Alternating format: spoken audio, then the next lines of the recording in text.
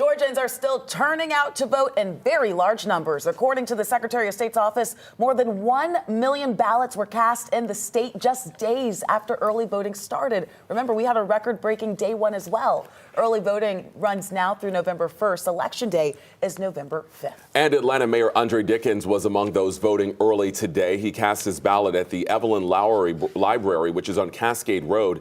Mayor Dickens tells 11 Alive he voted for the Harris Walls ticket. Now, early voting, as we said, is in full swing, and Georgians are now heading to the polls in this historic election. But some of you might be in for a surprise when you cast your ballot. Zach Merchant with the 11 Alive political team joining us now to explain what the surprise could be, Zach.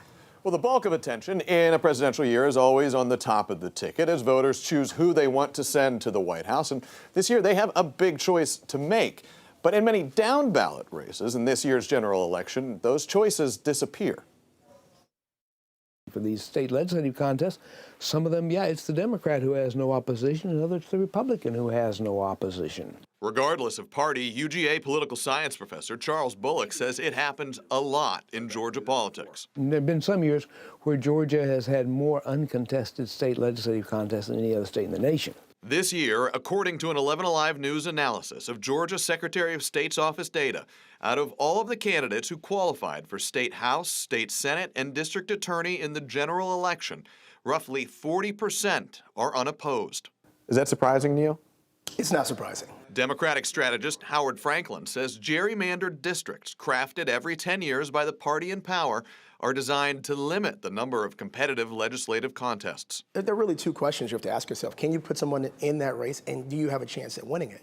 In districts where the population skews heavily towards one party, political strategist and former Republican staffer Spiro Amburn says the real competition often occurs in the primary. Particularly in state House and state Senate races where the districts are heavily Republican or heavily Democrat.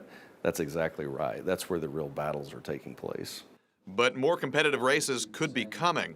Redistricting happens every 10 years, and Professor Bullock says as time passes, districts change. You draw your districts at the beginning of the decade, and you try to look over the hill and around the corner and figure out what's going to happen in the next 10 years, so that this district is going to continue to be safe for your party, but it's hard to anticipate the future.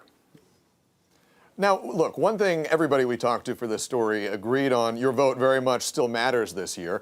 Georgia will play a decisive role in deciding the country's next president, and there are also multiple statewide ballot measures to weigh in on, and congressional races and lots of local contests to make important decisions on as well.